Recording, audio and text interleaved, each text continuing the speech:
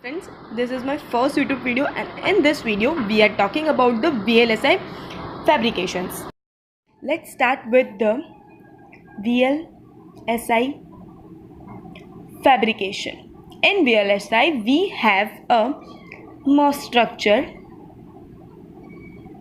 MOS structure includes two types of structure like nmos and pmos. So let me discuss about nmos fabrications. The nmos fabrication includes the total 8 steps. Okay, nmos fabrication includes total 8 steps. Now for the first step we have, it starts with the p-type substrate. Because it is a nmos fabrication, there is a p-type substrate included in this. So it have a p-type substrate, and the p-type substrate is useful in all the 8 steps. So now we have the p-type substrate. There is one filled oxide layer on it. This filled oxide layer is of the SiO2 silicon dioxide, and it is we get by the photolithography process. Like photolithography process is done by, there is a normal layer. Now the UV rays we will get here, because we wanted this structure only, and this are the coated with the metal. So we cut it down this type of layer and we get this type of filled oxide. It is also known as a filled oxide, and this is our photolithography process, and UV rays is applied it to get the photolithography process. Now our second step, we will added one polysilicon layer and the another thin oxide layer of SiO2. Here polysilicon layer is added to form a gate on the fabrication. So the second step is like this. Here we will have a p-type substrate of us, on which our filled oxide is grown. Now we will add the another layer of SiO2. This is our SiO2 layer. Now our polysilicon layer is like this. So upper part is known as our polysilicon layer, and this is our polysilicon layer. This is our SiO2 layer, and as usual this is our filled oxide, and this is our p-type substrate. As I told you before, the polysilicon layer is added to get the gate on the fabrication. So our third step is we have to reduce that polysilicon layer by doing the photolithography process on it. Also we have to reduce that SiO2 layer by doing the photolithography process on it. So our third step is by we are reducing, as we are the photolithography process.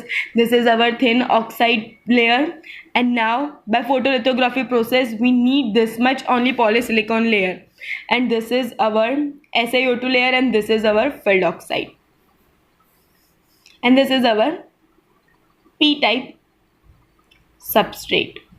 Now for the fourth step, we also doesn't want this much of SiO2 layer. We also have to reduce this much of layer. So by doing again the photolithography process, we are reducing that SiO2 layer like this. This is our filled oxide. By reducing this, we have cut it down by, this is our filled oxide. Again we are reducing this photolithography. By doing the photolithography, we reduces this SiO2 layer like this. This is our polysilicon layer, and this is our SiO2 layer, and this is our filled oxide, and again this is our p-type substrate. Now we will again added a new SiO2 layer. Why? Because we have to get the drain and source on our fabrication. But before we added the new SiO2 layer, we added the simple dopants on it Why? Because the source and drains are not getting with the polysilicon layer. Like this is our filled oxide, this is our SaO2 layer, this is our polysilicon layer. Now it is nmos structure, so hence we added a N plus as a dopant. This is added to get a source and drain.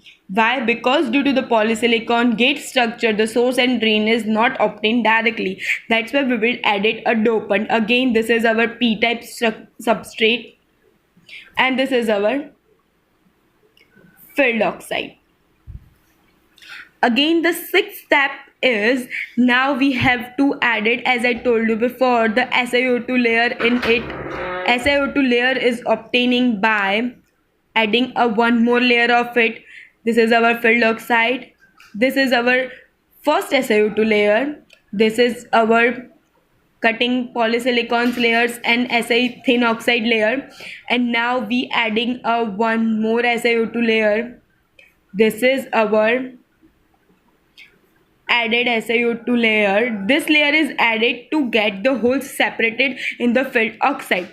Here the holes are separated because this is nmos structure and we are using p-type substrate. Holes are separated in this, and the gate and drain source are formed without the help of polysilicon substrate.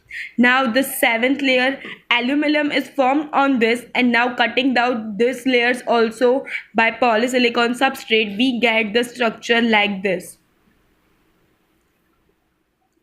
This is our filled oxide. This is our old silicon layer. This is our polysilicon layer and thin oxide layer. And that newly generated SiO2 layer will cutting down like this. So this is our new structure is formed. This is our filled oxide. It's shown like this. And this is used by p-type substrate. Now we have to build up a metal contact. So at last the metal contact is built in all this and the structure is formed like this. Our eighth and final step is, this is our p-type substrate in which the filled oxide is grown like this, on which we grown a one layer of SiO2 which we cutting down by the polysilicon process, photolithography process, and we have that polysilicon structure and that thin oxide structure. Now we added a more SiO2 layer to get the holes separated, and that layer is also cutting down by the polysilicon layer, and now the metal contacts are built up between them. This is known as our metal contacts. This both are is our metal contact. And at last this is a p-type substrate. This is a p-type substrate. This is our filled oxide, and this is our nmos fabrication.